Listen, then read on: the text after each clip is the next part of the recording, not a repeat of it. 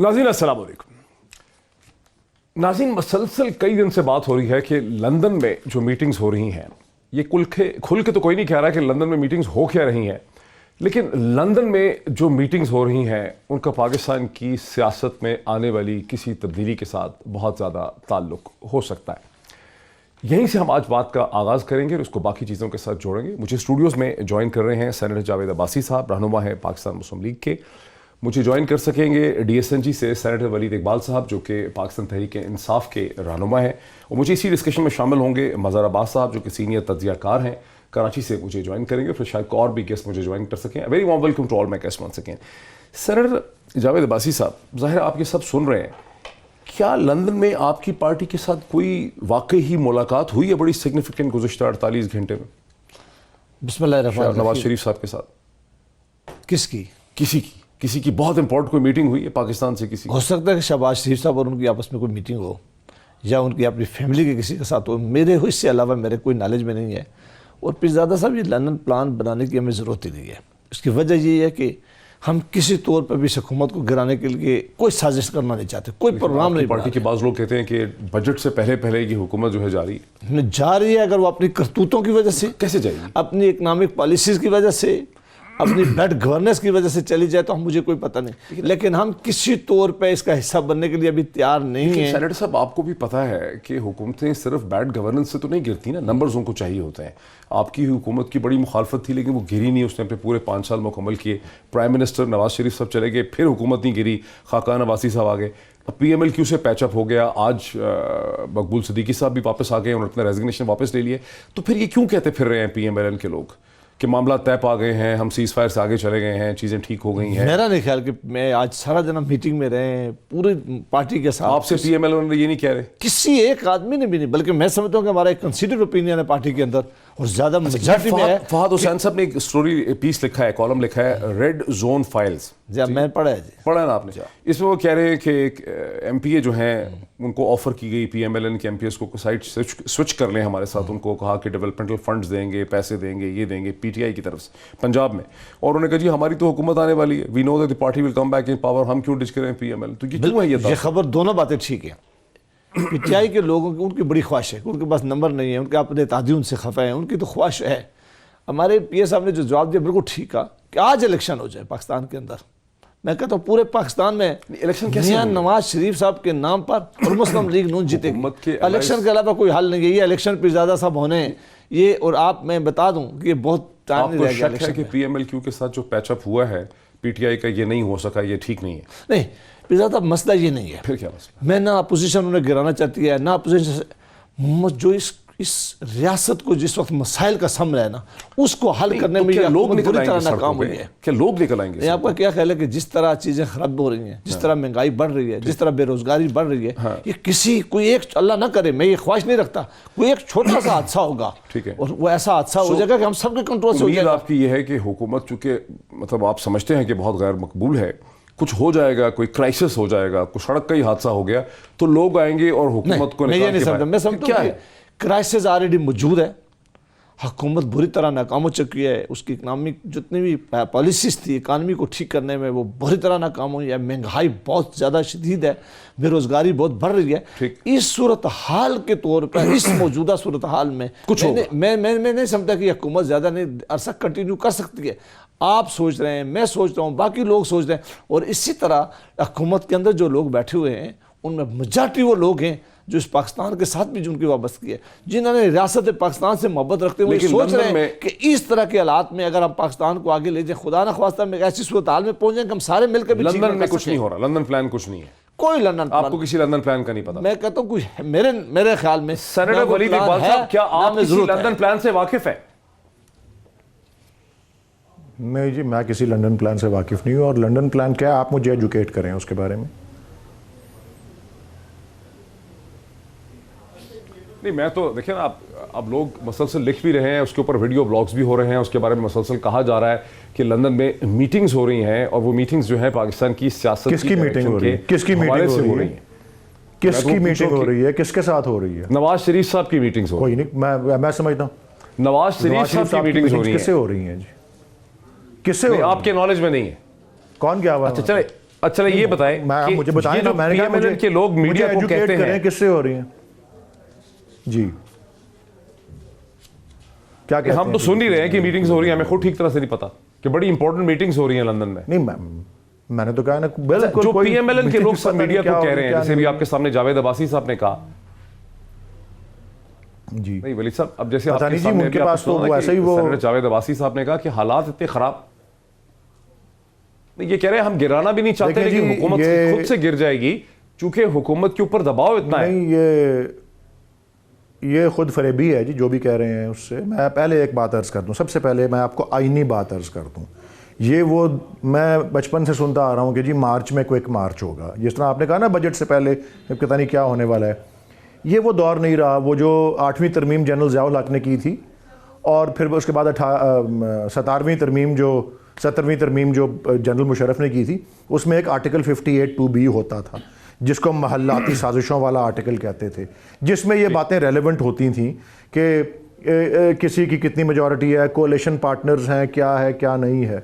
वो महल्लाती साजिशों वाला सारा सिलसिला, जिसमें पहले ग़ुलाम इसाक़ खान ने बेनज़ीर को घर भेजा, भुट्टो साहिबा को, फिर उसके बाद मियां नवाज शरीफ को भी भेजा, फिर फ़ारूक लगारी साहब ने उसको भेजा बेनज़ीर भुट्टो साहिबा को, और सबसे पहले ज़ियाउल हक जनरल ज़ियाउल हक ने मोहम्मद खान जुनेजो साहब के बारे में वो इस्तेमाल किया था। वो आर्टिकल तो है ही नहीं अब आइन में, जो सदारती सवाबदीदी इख्तियार असम्बली को तोड़ने का और कैबिनेट को डिसमिस करने का और हुकूमत को पैकअप करवाने का है, और इसी तरह सूबाई हुकूमतों को वो तो है ही नहीं इख्तियार।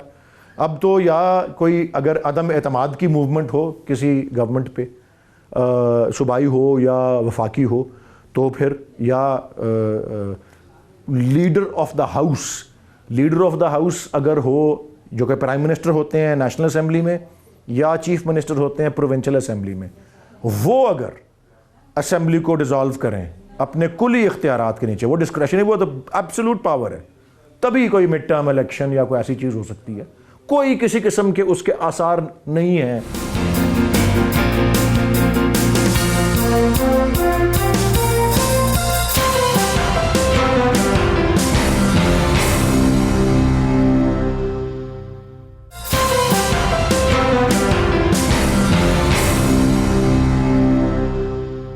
मज़हर अब्बास साहब, फहद हुसैन साहब बड़े रिस्पेक्टेड जर्नलिस्ट हैं, उन्होंने एक पीस लिखा है रेड जोन फाइल्स, बहुत से लोगों के नाम लिए बाहर उनको कोट किया है जो सब ये समझते हैं कुछ होने वाला है। कहीं लंदन प्लान की बातें हो रही हैं, कहीं मीटिंग्स की बातें हो रही हैं, कहीं कह रहे हैं कि महंगाई का इतना प्रेशर है, प्राइम मिनिस्टर जो पैकेज लेके आए हैं यूटिलिटी स्टोर्स का 18 बिलियन की, उसका कोई फ़र्क नहीं पड़ेगा, लोग जो हैं वो बहुत ज़्यादा परेशान हैं, प्राइम मिनिस्टर अलूफ बहुत हैं, उनकी पार्टी के अंदर लोग महसूस करते हैं कि वो बड़े एरोगेंट हैं, इम्पेरियस की टर्म उन्होंने उनके बारे में इस्तेमाल की है, डेवलपमेंट फंड्स नहीं मिल रहे एमपीएस को, और नतीजा उन्होंने ये निकाला है कि कुछ ना कुछ होने वाला है। ये तो उन्होंने अंग्रेजी में निकाला है, उर्दू में तो बेतहाशा चल रहा है कि लंदन प्लान, मीटिंग्स होगी, बजट से पहले जाने वाले हैं। आपको क्या लगता है कि ये एक इंतहाई सोचे समझे मंसूबे के जरिए पैनिक मचाने के लिए, प्रेशर डालने के लिए ये डिसइंफॉर्मेशन कैंपेन है, या वाकई आप महसूस करते हैं कि कुछ ऐसा हो रहा है?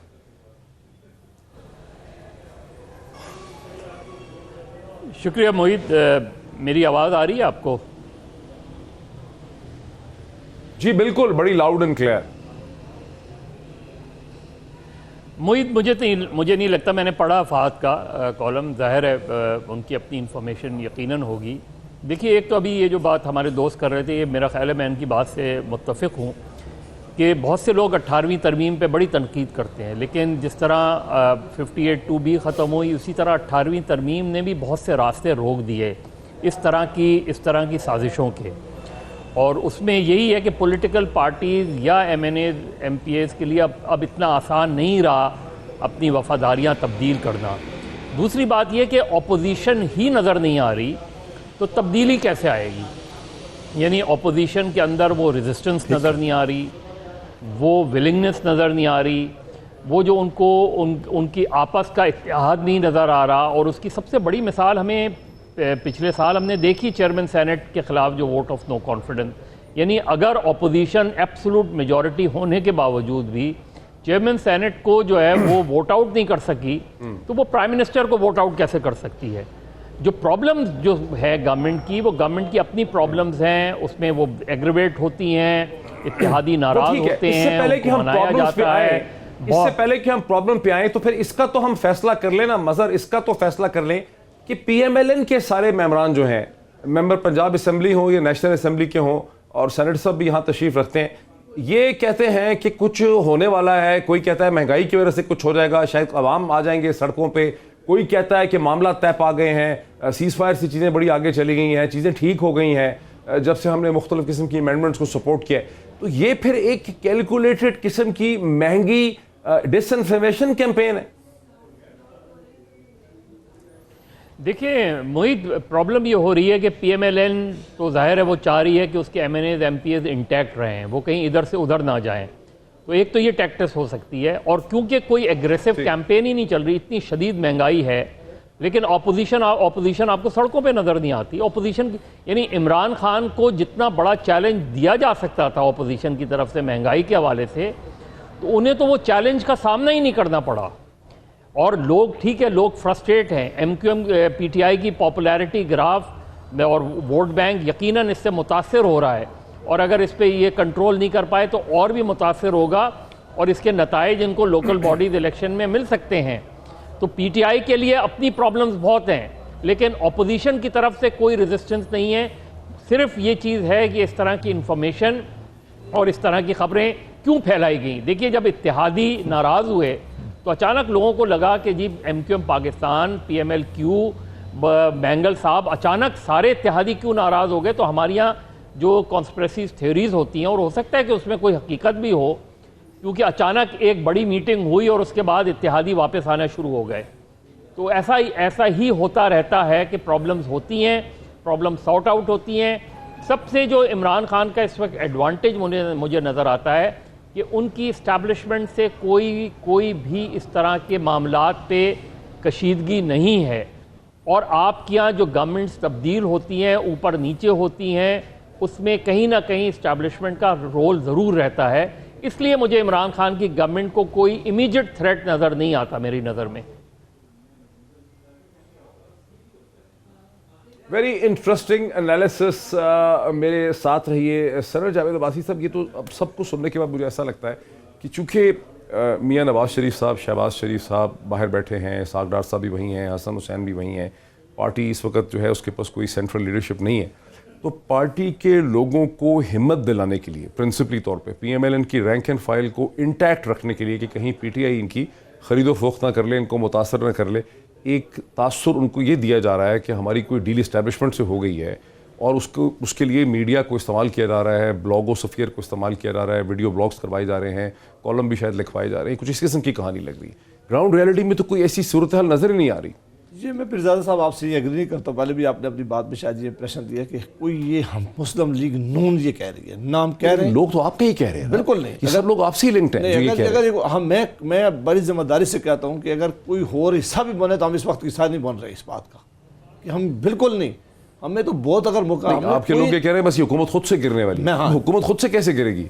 हम कह रहे हैं कि ये हुकूमत सबसे ज्यादा अनपॉपुलर हो गई है पाकिस्तान में, ये पार्टी जो है।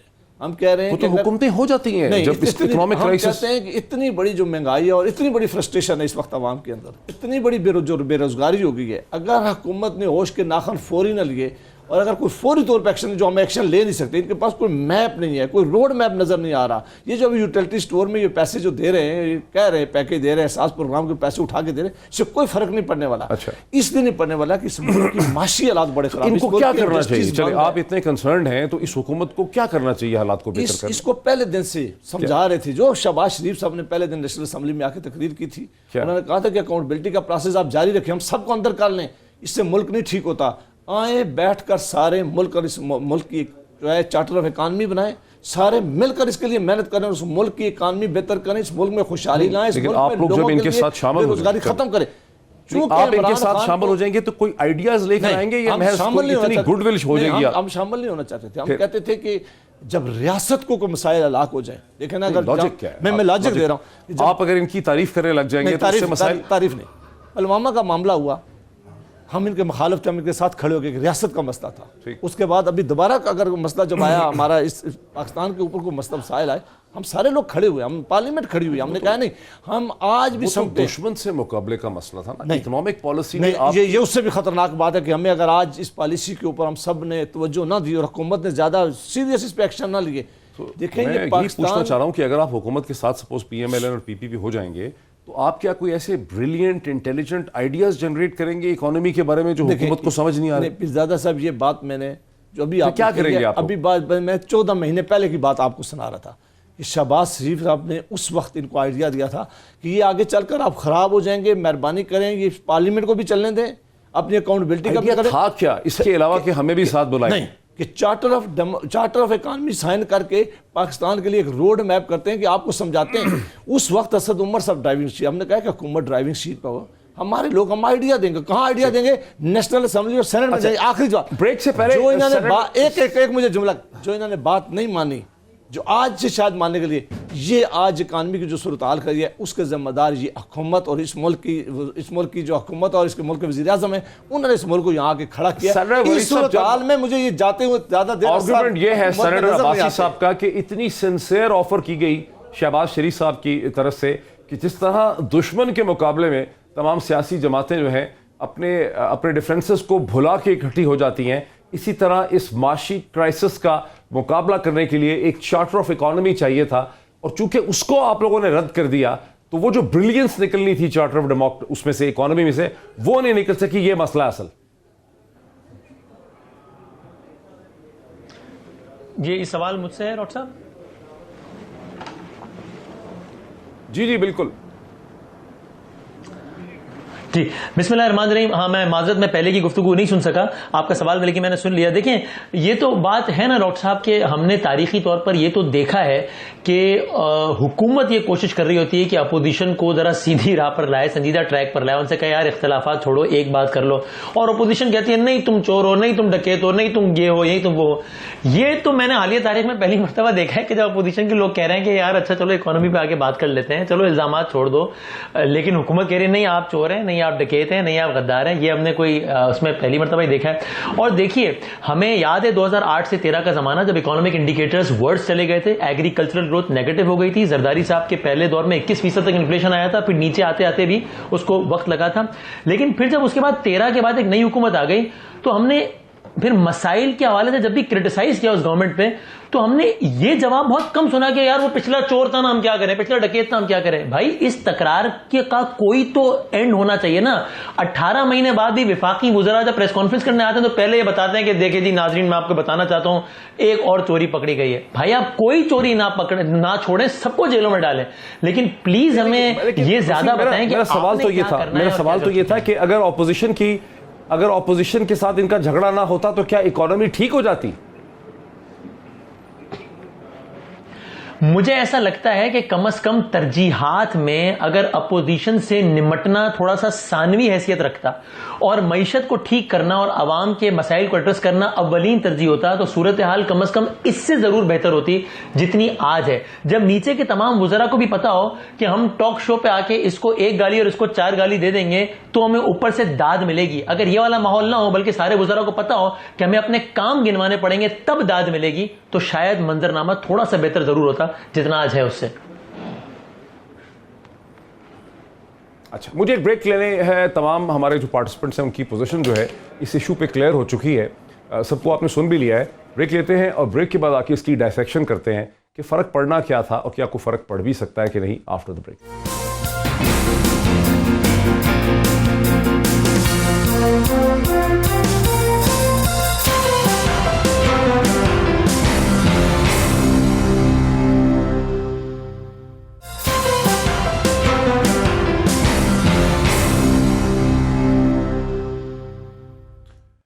नाज़रीन वेलकम बैक। नाज़रीन मैं चलता हूँ सेनेटर वलीद इकबाल साहब के पास, रहनुमा हैं तहरीक इंसाफ के। सेनेटर साहब, आपने सुना ब्रेक से पहले वसीम बादामी साहब को भी, और उससे पहले आपने सुना पीएमएलएन के रहनुमा सेनेटर जावेद अब्बासी साहब आपके कोलीग हैं, जो बेसिक आर्गूमेंट वहाँ पे, और मज़हर अब्बास साहब को भी आपने सुना। तो जो बेसिक आर्गूमेंट शेप हुआ है पीएमएलएन की तरफ से, और किसी हद तक वसीम बादामी साहब को भी उस पर शक है या वो समझते हैं कि कुछ इसमें मतलब उनको कुछ इसमें जान लगती है क्योंकि उन्होंने देर से ज्वाइन किया है, वो ये है कि हालात बहुत बुरे हैं। हालांकि हुकूमत के एलाइज उसके साथ खड़े हैं और हम जानते हैं कि आज एमक्यूएम ने भी, खालिद मकबूल सदीकी साहब ने भी अपना रेजिग्नेशन वापस ले लिया है, PMLQ के साथ भी लगता है कि हुकूमत की सुलह हो गई है, तो हुकूमत को फौरी तौर पर नंबर्स गेम में कोई चैलेंज है नहीं, और फॉरेन पॉलिसी भी उनकी ठीक है, लेकिन इकोनॉमिक हालात जो हैं, जो चीनी का मसला हो, एक ओवरऑल महंगाई का मसला हो, आटे का मसला हो, जो हुकूमत ने पैकेज दिया है चूँकि वो नाकाफ़ी है, तो ये मसाइल इस किस्म के हैं कि हुकूमत किसी वक्त भी इन मसाइल की वजह से गिर सकती है। अब इसका क्या जवाब देंगे आप? मैं सबसे पहले तो आई थिंक मज़हर अब्बास साहब के साथ अपने इत्तेफाक राय का इजहार करूँगा। उन्होंने बिल्कुल ठीक फरमाया। मैं ये समझता हूँ बतौर एक सियासी कारकुन के और एक सियासी फंक्शनरी आप कह लें, क्योंकि मैं सेनेट का मेंबर हूँ, कि इस वक्त कोई मैं समझता हूँ कोई शख्स भी हो, उसका ताल्लुक़ अपोजिशन की किसी पार्टी से हो, वो PMLN हो या PPP हो या JUIF हो या ANP या और भी कोई दीगर, या कोई तज्ज़िया निगार हो, अगर वो इस बात का तसव्वुर कर रहे हैं कि जी बस गवर्नमेंट बस अभी कुछ दिन की मेहमान है, तो वो बहुत बड़ी खुद फरेबी का शिकार हैं, जिसको आप अंग्रेज़ी में कहेंगे सेल्फ डिसेप्शन। मैं बिल्कुल वाज़ेह है, क्योंकि कोई उसके आसार नहीं है। अब एक गवर्नमेंट की को चैलेंजेस का सामना है, अगर उसका ताल्लुक़ मईशत से हो, उसका ताल्लुक़ इन्फ्लेशन या इकानमी की उससे महंगाई से हो, वो चैलेंजेस आते रहते हैं और हर हुकूमत के लिए आए हैं। और हर हुकूमत, ये जो 2008 के इलेक्शन के बाद से पहले PPP और फिर PMLN, इन सब के अभी ये 1.5 साल वाला कट ऑफ आया है तकरीबन अभी PTI गवर्नमेंट का, तो जब 1.5 साल वाला कट ऑफ दूसरी गवर्नमेंट्स का आया था, पिछली वाली का, इन सब के उस मौके पे, उस कट ऑफ टाइम के ऊपर इन्फ्लेशन या महंगाई की पोजीशन अगर ये इतनी नहीं थी, तो इसके करीब करीब या 19-20 या 1-2% का उसमें फ़र्क था। बात यह है कि गवर्नमेंट की 5 साल मियाद में 1.5 साल जो है वो 30% की हैसियत रखते हैं। अभी 30% जो है मियाद गवर्नमेंट की जो है वो पूरी हुई है। और अगर कोई कबल अज़ वक्त इलेक्शन या मिड टर्म इलेक्शन कोई गवर्नमेंट कॉल करती है, अब जमहूरी निज़ाम में, पार्लियामेंट्री फॉर्म में, जिस तरह के इंग्लिस्तान में है, इंडिया में है, बांग्लादेश में है, कॉमनवेल्थ कंट्रीज़ में है, गवर्नमेंट की अपनी वो फैसला होता है कि हम वक्त से पहले करना चाहते हैं, और वो तभी करते हैं जब वो महसूस करते हैं हमारी पॉपुलैरिटी बेहतर है और हम इससे कोई ज़्यादा सियासी जो है हमें एडवांटेज मिलेगा। और कोई वजह नहीं होती, नहीं तो अदरवाइज या अपने टर्म को या पूरा उनके करने नंबर्स का मसला होता है, या करते हैं। उनके पास माइनॉरिटी गवर्नमेंट होती है, या नंबर पूरे नहीं हो रहे होते, उनका कोई कोalition पार्टनर या एलाय उनको छोड़ देता है। नहीं, मैं आपकी इस बात को मान लेता हूं। मैं आपकी बात से इत्तेफाक करता हूं कि जहां तक आईनी और कानूनी ढांचे का ताल्लुक है हुकूमत को, मैं आपसे एग्री करता हूं कि आईनी बात मैं एग्री कर लिया मैंने, आईनी बात करता हूं आपको। अगर नहीं, मैं कहता हूं, मैं मेरी सुन ले, आईनी बिल्कुल ठीक है। अगर किसी मैं आपको एक आईनी बात बताना है, बड़ी अहम, नहीं एक अहम, प्लीज इसको भी आप नोट कीजिए। अगर किसी गवर्नमेंट के ऊपर अदम एतमाद की एक मोशन जो है वो सबमिट हो जाए, उसका सरबराह जो होता है, उसका कायदे अवान जो है असेंबली को डिसॉल्व भी नहीं कर सकता, ये पहले जब तक वो कॉन्फिडेंस का वोट नहीं लेता, बिकॉज डिसॉल्व करने के इख्तियार को हमारे आइन ने और हर पार्लिमानी आइन ने लिंक किया हुआ है मेजॉरिटी की कॉन्फिडेंस को एंजॉय करने से। तो जो शख्स एंजॉय करने का सवालिया निशान आता है, उसे कहते हैं पहले कॉन्फिडेंस लो फिर तोड़ सकते हो, नहीं तो अदरवाइज नहीं तोड़ी जा सकती। ठीक, वसीम बदामी साहब, जो इतनी पॉजिटिव फीलिंग है सेनेटर साहब की, इसके जवाब में आपको क्या महसूस होता? एक तो मेरी दिल से दुआ है कि अल्लाह करे कि ऐसा हो, क्योंकि अगर ऐसा होगा तो सिर्फ PTI का फायदा नहीं होगा, पाकिस्तान में रहने वाले आम आदमी का फायदा होगा, जो कि हम सबकी ख्वाहिश है। अब दूसरी, अब ये बात तो फैक्ट है ना डॉक्टर साहब कि क्या हम इस मैंने वाकई अपनी एक बड़ी मुख्तसर सी इस जब से होश संभाला तब से लाइफ में मैंने इन्फ्लेशन वगैरह देखी है, लेकिन मैं अगर इसको बड़ा ओवर सिंप्लीफाई करूं तो 100 की चीज 110 120 पर जाते हुए देखी है, 180 पे जाते हुए नहीं देखी है। मैंने इस तरह का इन्फ्लेशन नहीं देखा है। अब अगर आप उस आदमी को बताएं कि देखो यार, ब्लूमबर्ग ने कल ये बोला है, स्टैंडर्ड एंड पुअर्स ने ये बोला है, और IMF ने ये बोला है, और वर्ल्ड बैंक का ये कहना है, तो it will not make sense to him और हर। अब दूसरी बात यह कि एक आम आदमी तो जो पाकिस्तान तहरीके इंसाफ ने ही जो बात की थी उसकी बुनियाद पर उनको तोड़ रहा है ना। अब इमरान खान साहब ने हमेशा यह बताया कि कर्जे ले लेकर पिछली हुकूमतों ने मार दिया, यहां तक कि हफीज शेख साहब ने बताया अभी कल के सेशन में तमाम तर मसाइल का तज़किरा करने के बाद, उन्होंने बताया जो मसला तमाम मसाइल की जड़ है वो ये है कि पिछली हुकूमतों ने कर्जे बहुत लिए। Now if that is true, तो डेट और लायबिलिटीज और करेंसी डिवैल्यूएशन का इंपैक्ट मिलाकर नून और पीपल्स पार्टी ने लिए 24,000 अरब रुपए, इन्होंने लिए 12,000 अरब रुपए। So if that is the case, तो फिर तो बेड़ा गर्क हो गया है। तो फिर मैं एसएनपी और ब्लूमबर्ग का क्या करूं? सो मुझे ये लगता है कि एक तो पीटीआई ने दावे बहुत बड़े बड़े कर दिए, उन दावों पर अगर परखें तो मामला बहुत ही खराब है। बाकी कुछ चीजों पर यह जरूर है कि इन्फ्लेशन मसलन अब आप इतनी ज्यादा की सतह पर ले गए हैं कि अगर अगले साल, इस साल 100 रुपए एक चीज महंगी भी और अगले साल 50 रुपए महंगी होगी, तो आप कहेंगे कि इन्फ्लेशन का रेट तो वैसे ही आधा हो गया। उस एतबार से मईशत में बेहतरी आएगी, लेकिन मेरा ख्याल है जिस इनकलाबी तब्दीली की हम तवक्को कर रहे थे लोग, उसको तो भूल जाए, वो नहीं आ रही। मजहर अब्बास साहब, हुकूमत तो खैर जाते नजर नहीं आ रही, कम से कम इस प्रोग्राम की हद तक तो हमें नजर नहीं आ रही कि हुकूमत गिर रही है को बहुत जल्दी। लेकिन ये जो मसाइल खड़े हो रहे हैं हुकूमत के लिए, कोई इनका हल निकालते आपको नजर आ रही है? सेनेटर वलीद वली कोई उस पर ऑप्टिमिज्म जो है उसको शेयर करते हैं आप? देखिए, इस प्रोग्राम की वजह से नहीं, वैसे भी नहीं जा रही, ये आपको मैं बिल्कुल यकीन दिला रहा हूँ। और उसकी वजह बहुत सीधी सी है। अभी जिस तरह वसीम कह रहे थे, बड़ी महंगाई है, शायद इससे पहले हमने कभी नहीं पहले देखी, लेकिन मैंने आज तक पाकिस्तान में लोगों को खुद सड़कों पे आते हुए कभी भी नहीं देखा। लोगों को जब सड़कों पे लाने वाली चीज़ें होती हैं, जो जमातें होती हैं, जो ग्रुप्स होते हैं, वो ग्रुप नज़र ही नहीं आ रहे। यानी और लोग खुद ब खुद तो नहीं आएंगे सड़कों पे, इसलिए कि एक बैकग्राउंड भी है। अच्छा, फिर इनका एडवांटेज ये है कि ये 1.5 साल हुए हैं अभी, इतनी जल्दी लोग सड़कों पे आके किसी गवर्नमेंट को टॉपल भी नहीं करना चाहेंगे। और जो अपोजिशन है, जिसको बड़ी एडवांटेज थी इस सिचुएशन से फ़ायदा उठाने की, वो अपोजिशन बिल्कुल बिखरी हुई है। लेकिन अगर यही चीज़ मल्टीप्लाई होती चली गई तो भले तहरीक चले ना चले, गवर्नमेंट अनपॉपुलर होती चली जाएगी और उसका ज़ाहिर है एक बाय डिफ़ॉल्ट फ़ायदा अपोजिशन को होगा। अब दूसरी एडवांटेज इमरान खान को ये है कि जो सबसे बड़ी अपोजिशन है यानी PMLN, उसका वोट बैंक अपनी जगह ज़रूर मौजूद होगा, उसके लोग भी इंटैक्ट हैं। PTI, जो पंजाब में PTI ने उस्मान बुज़दार को लाके PMLN के लिए बड़ा एहसान किया है, ये सब कुछ है।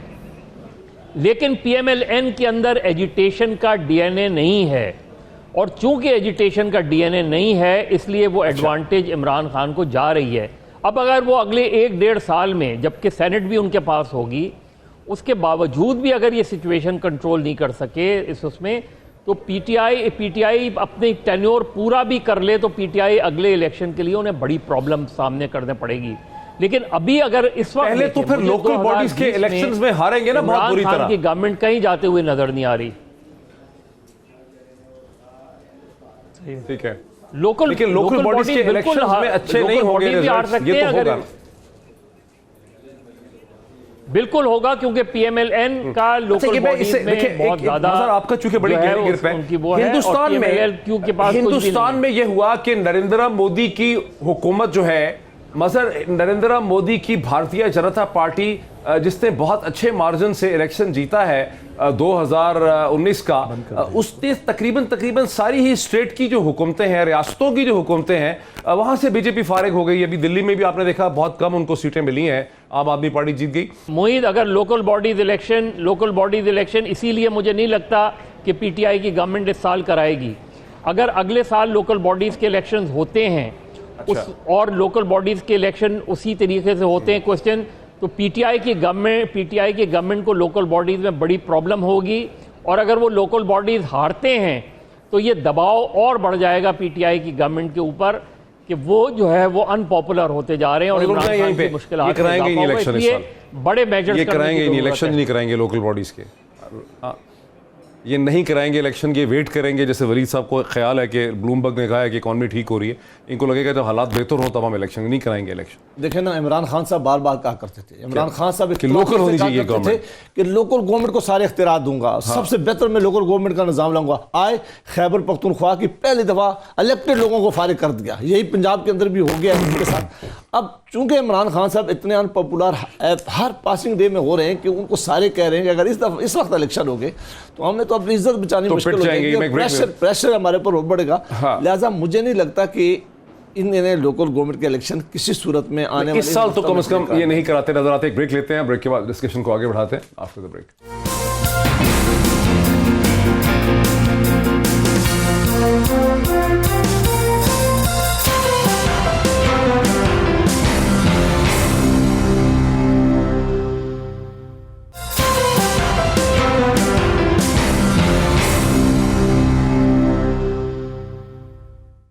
नाज़रीन वेलकम बैक। नाज़रीन, जब इस प्रोग्राम का हमने आगाज़ किया तो उस पर 2-3 थीसिस जो थे वो चल रहे थे इस प्रोग्राम के शुरू में, जो मैंने प्रेजेंट की। एक ये था कि लंदन प्लान है, साजिश हो रही है, मीटिंग्स हैं, अहम शख्सियात की नवाज शरीफ साहब से मुलाकात हो रही है, पीटीआई के अंदर फैक्शंस की लड़ाई हो रही है, पीटीआई के एलाइज के साथ जो सुलह हुई है वो शायद ठीक नहीं है, और एक टर्मोइल है गवर्नेंस का, महंगाई का प्रेशर है, जिसकी वजह से ये हुकूमत जो है वो गिर सकती है। कुछ कॉलम्स भी मैंने आपके सामने पढ़े, उनकी तरफ मैंने इशारा किया कि लोगों को लगता है कि कुछ ना कुछ होने वाला है। और ये सिर्फ कि कोई अंग्रेज़ी अखबारों के कॉलम नहीं है, उर्दू अंग्रेज़ी अखबारों के कॉलम नहीं है। अगर आप जनरल डिस्कशन करें पाकिस्तान में, मीडिया के लोगों से बात करें, सहाफ़ियों से बात करें और सियासतदानों से बात करें इस्लामाबाद के अंदर, तो आपको ये बात दोहराते नज़र आते हैं कि हालात बड़े ख़राब हैं, टेंशन है, कॉन्फ्रंटेशन है, पिंडी इस्लामाबाद के हालात ठीक नहीं हैं, बस सब कुछ ही दिन हैं, बजट। लेकिन जो हम डिस्कशन हमने इसको आगे बढ़ाया और आपने मज़हर अब्बास साहब को सुना, वसीम बादामी साहब को सुना, सेनेटर वलीद को सुना, सेनेटर अब्बासी को सुना, तो जो वज़न है इस आर्गूमेंट का वो इस तरफ जाते लगता है कि ये हुकूमत अभी कहीं नहीं जा रही है। हाँ, इस हुकूमत की अनपॉपुलरिटी में इजाफा हो रहा है बिकॉज इससे माशी क्राइसिस हैंडल नहीं हो रहा। शायद उसकी वजह से ये कोशिश ये करेंगे कि लोकल बॉडीज़ का भी पीटीआई की कोशिश होगी कि अगर अगले 6, 8, 9 महीनों में इक्तिसादी बहरान हैंडल नहीं होता तो ये रिस्क ही नहीं लेंगे कि लोकल बॉडीज़ के इलेक्शन कराएं। वसीम बादामी, क्या मेरे इस एनालिसिस से अब आप एग्री करते हैं? जी, मैं बिल्कुल कम्प्लीटली एग्री करता हूँ। ये तमाम तर प्रॉब्लम्स और हम जो कह रहे हैं कि गवर्नमेंट की प्रायोरिटीज़ और हैं, एहतसाब की रट ज़्यादा लगाई हुई है और अपनी परफॉर्मेंस की तरफ कम ध्यान है, उस सब के बावजूद या जो कुछ मसाइल में डिस्कस किए, अगर आपका सवाल ये हो कि क्या जनाब हुकूमत की बका को आप खतरा देखते हैं खतरा, मेरे ख्याल में कोई खतरा नहीं है। हुकूमत अभी है यहाँ पर, हुकूमत फ़िलहाल कहीं नहीं जा रही, कम अज़ कम मुस्तक़बिल करीब में तो ऐसा कुछ नहीं होने जा रहा, जिसकी वजह से ही हम समझते हैं कि भाई फिर तो आपको और एक और रीज़न है कि आपको अच्छा परफॉर्म करना चाहिए। इसलिए कि जहां आप ये कहते हैं कि हमें मुआशी तौर पे मुल्क बहुत बुरा मिला है तो हम कैसे बेहतर करें, तो वहां आप ये भी ना भूलें कि आपको सियासी तौर पर मुल्क इतना तगड़ा मिला है, आपको वैसी सपोर्ट मिली है जैसी पाकिस्तान की हालिया तारीख में किसी को नहीं मिली। आपको बाकी फ्रंट्स की टेंशन नहीं थी कि यार उनको कैसे संभालें, उनको कैसे राजी करें, उनका फरमाइशी प्रोग्राम, वो तो सारे साथ खड़े थे आपके, तो फिर तो आपको टिका के परफॉर्म करना चाहिए। तो बहरहाल मेरा ख्याल हुकूमत की बका को कोई खतरा नहीं फिलहाल। अच्छा सेनेटर वलीद, अब सूरत हाल ये बनी है कि आपकी हुकूमत है बड़ी अनपॉपुलर, निकम्मी भी है, ना आपको सिविल वॉर मिली, ना आपको डिस्टर्ब कराची की इंसर्जेंसी मिली, ना आपको सवात टूटा फूटा मिला, ना आपको फाटा में सिविल वॉर मिली, ना जीटी रोड पे हमले मिले, ना बिजली का क्राइसिस और बहरान मिला, लेकिन उसके बावजूद आपको सिर्फ एक इक्तिसादी बहरान मिला, उसको आप हैंडल नहीं कर पा रहे। अब आप सवार हैं हुकूमत के ऊपर और कोई आपके पास सोल्यूशन नहीं है, इसी वजह से सब लोग परेशान हैं। देखिए जी, मैं तो वो अनपॉपुलर होने की बात है या नहीं है उसका फ़ैसला तो इलेक्शन में ही होता है ना, और इलेक्शन का आप तसव्वुर, एक मैंने वही आपको मैथमेटिक्स बताई थी कि एक 5 साला टेन्योर में आप 1.5 साल जो कि उसका 30% बनता है, उस पर आप किसी हतमी नतीजे पे पहुंच ही नहीं सकते। कौन पॉपुलर है, कौन नहीं है, कितना पॉपुलर है, कैसा पॉपुलर है। लोकल बॉडीज तो करवाना था ना आपने 2020 में, कि वो भी नहीं करवाएंगे? आप करवाएंगे लोकल बॉडीज? अभी पहले तो मैं आपको ये अर्ज़ कर दूं कि एक पंजाब में एक सूबाई असम्बली की सीट जो है वो वेकेंट हुई है, उस पर बाई इलेक्शन होगा। मेरे ख्याल में उसको देख लेते हैं कि उसमें कैसी परफॉर्मेंस होती है। और एक नून लीग के किसी MPA को मेरे ख्याल डिस्क्वालीफाई किया गया है, वो एक मेजर मेरे ख्याल में होना चाहिए। उससे बात शुरू करेंगे कौन कितना पॉपुलर है। मैं समझता हूं पाकिस्तान के लोग बड़े रिजिलियंट हैं। क्या लोकल बॉडीज के इलेक्शन होने नहीं थे 2020 में? लोग बड़े रिजिलियंट। देखें जी, लोकल बॉडीज़ के इलेक्शन जो हैं, और ये भी एक हमारे पॉलिटिकल सिस्टम की अफसोसनाक बात है। आप ये देखें कि गवर्नेंस, और ये मैं अभी पीछे जा रहा हूँ 2-3 साल 4 साल पीछे, सेंसस एक बड़ा अहम आइनी तकाजा था। कब हुआ? जब सुप्रीम कोर्ट ने हुक्म दिया और फिर डंडा लेके कहा कि करो, फिर कराया इन्होंने, जब ये PMLN की गवर्नमेंट थी। लोकल बॉडीज़ इलेक्शंस कब हुए? जब सुप्रीम कोर्ट ने हुक्म दिया। तो मुझे इस वक्त टाइमलाइन मालूम नहीं कि लोकल गवर्नमेंट एक्ट, मैं यही अर्ज कर रहा हूं कि अगर किसी को शौक है जल्दी कराने का तो सुप्रीम कोर्ट से रिव्यू कर ले, हो सकता है जल्दी हो जाए। अदरवाइज जो लोकल गवर्नमेंट एक्ट के अंदर एक मुद्दत है डिसोल्यूशन के बाद, उसके अंदर अंदर होंगे वो। और लोकल बॉडीज का मैं एक बात बता दूं आपको, अक्सर पॉपुलैरिटी मुद्दत कब खत्म हो रही है? रूल ऑफ वो रही मेरे पंजाब में तो वो डिसॉल्व हो चुकी हैं। और मैं आपको सिर्फ इतना बता दूं पीरजादा साहब कि खैबर पख्तूनख्वा के ऊपर ये तनकीद कर रहे थे कि जब हमारी हुकूमत थी, पेल्डैट जो कि हमारा इदारा नहीं, एक आज़ाद इदारा है, उसका कहना था कि डेवोल्यूशन का अगर कोई वाकई अंधों में काना राजा है सारे सूबों में, 2015 के अंदर जो वजूद में सामने आया है, तो वो सबसे ज़्यादा बेहतर डेवोल्यूशन लोकल बॉडीज़ के ज़रिए PTI ही ने खैबर पख्तूनख्वा के अंदर की थी। और भी चीज़ों के ऊपर दीगर इदारों ने हमें दाद दी, तभी सवाल हो गया ना, आप कहें हम ज़्यादा मेजॉरिटी नहीं, लेकिन इस सवाल का जवाब नहीं देना चाह रहे आप। अच्छा चले, मजहर अब्बास साहब ये समझ आइए कि PTI में नहीं, मेरे इख्तियार मुझे मेरे इल्म में नहीं है इस बात का। इतने नहीं है उनके। मैं सिर्फ ये अर्ज करना चाह रहा था कि लोकल बॉडीज के रिजल्ट, लोकल बॉडीज इलेक्शंस के रिजल्ट हमेशा सिटिंग गवर्नमेंट के हक में ज्यादातर आते हैं, पॉपुलैरिटी अनपॉपुलैरिटी एक तरफ, वैसे जो एम्पिरिकल एविडेंस शो करता है। और करवा दें, बेशक आपके हक में आए, करवा दें। मजहर अब्बास साहब क्या होते लग रहा है, हो गए लोकल बॉडीज इलेक्शन के नहीं करा पाएंगे? देखिए, लोकल बॉडीज इलेक्शंस होंगे अगले साल, इस साल नहीं होंगे। 2021 में लोकल बॉडीज इलेक्शंस होने हैं शेड्यूल के मुताबिक। अब जो प्लान क्या है, PMLQ की जहां और बातचीत हुई है PTI से, PMLQ का बड़ा इंपॉर्टेंट रोल होगा लोकल बॉडीज इलेक्शन में। अगर लोकल बॉडीज इलेक्शन में ग्रास रूट लेवल पर कोई जमात एग्जिस्ट करती है तो PMLN है या उसके बाद PMLQ है। तो ये जो इम्पॉर्टेंट चीज़ होगी वो ये कि लोकल बॉडीज इलेक्शंस में, और ये बिल्कुल दुरुस्त नहीं है कि लोकल बॉडीज इलेक्शन में ज़रूरी नहीं होता कि गवर्नमेंट ऑफ द डे ही जो है वो जीते।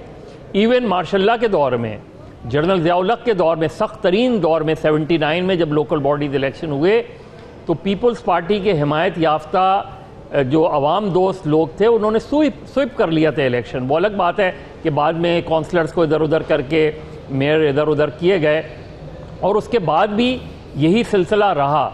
तो लोकल बॉडीज इलेक्शन क्योंकि बड़े पैमाने पर होते हैं और ग्रास रूट लेवल पे होते हैं, वो एक बैरोमीटर ज़रूर होगा PMLN की पॉपुलैरिटी का, PTI की परफॉर्मेंस का, और उस्मान बुज़दार की एडमिनिस्ट्रेशन का पंजाब के अंदर।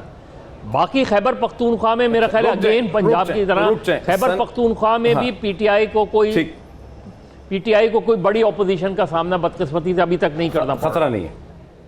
नहीं, सनरा जावेद अब्बासी साहब, ये लास्ट आप बदकिस्मती कहें या PTI की खुशकिस्मती कहें, आप अल्लाह की मदद पे आप रिलाय कर रहे हैं, तो आप अल्लाह की मदद पे रिलाय कर रहे हैं, लेकिन कोई स्ट्रेटजी आपके पास नहीं है, और ये हुकूमत 6, 8, 9 महीनों में इकोनॉमिक हालात को इतना बेहतर कर लेगी कि ये लोकल बॉडीज़ भी ठीक परफॉर्म कर लेंगे। देखिए, अगर हमसे कोई ये तवक्को करता है कि हम किसी साजिश के जरिए, किसी साजिश का हिस्सा बनकर इस हुकूमत को गिराने जा रहे हैं, तो वो बिल्कुल नहीं है। हाँ, ये इस तरह बिल्कुल हमारा कोई न इरादा है। थेरीज क्यों दे रहे हैं? नहीं, बिल्कुल नहीं दे रहे। हम ये कह रहे हैं, मैं अभी भी कह रहा हूँ, मैं दोबारा दोहरा रहा हूँ कि जिस तेज़ी से ये हुकूमत अनपॉपुलर हो रही है, जिस तेज़ी से इसकी पॉलिसीज़ की वजह से लोगों में मुश्किलात आ गई हैं, जिस तेज़ी की वजह से लग रहा है कि इस मुल्क में गवर्नेंस के बहुत सीरियस इशू है और रिट ऑफ गवर्नमेंट लग ही नहीं रही है किसी साइड पे। ये सारी दुनिया समझती है कि IMF की कोई एक टीम आके बना गई है जो ये मुल्क नहीं चला सकती। इनकी जहां रेट ऑफ लॉ नजर नहीं आ रही कोई, मतलब ना तो सिविल वॉर हो रही है, ना लॉ एंड ऑर्डर। देखिए, हर चीज का नहीं, वो अल्लाह ना करे, हम इस पे तो भी नहीं करते। फिर क्या है रेट ऑफ लॉ? मैं कहता हूँ रिट ऑफ लॉ का ये होता है कि कोई अफसर, खुद प्राइम मिनिस्टर ऑफ पाकिस्तान, जिस अफसर खुद जाते हैं और वो कहते हैं कि इस हुकूमत से हमारी जान छुड़ाएं और इस मुल्क की इंडस्ट्रीज लाएं, मुल्क का बिजनेसमैन कहीं और जाता है, इस मुल्क के ब्यूरोक्रेट किसी और को मिलने के जाते हैं, वो समझते हैं कि नहीं चल रहा, मुल्क रुका हुआ है, लिहाजा मेहरबानी करके इसको आगे ले जाए। इन हालात में जिस हमारी इकानमी ने पहुंचा दिया, ये हालात मुझे इनके चलने वाले वक्त हमारा खत्म हो गया। तमाम हमारे जो पार्टिसिपेंट्स और गेस्ट हैं उनका बहुत शुक्रिया। नाज़रीन, सारी बहस आपने देखी, कम से कम कह सकते हैं कि हुकूमत फौरी तौर पर कहीं जाते नजर नहीं आ रही। कोई लंदन प्लान हो या कोई और प्लान हो, हुकूमत इधर ही है अपनी तमाम मुश्किलात के साथ। आज इतना ही, फिर आपसे अगले हफ्ते मुलाकात होती है। बहुत शुक्रिया।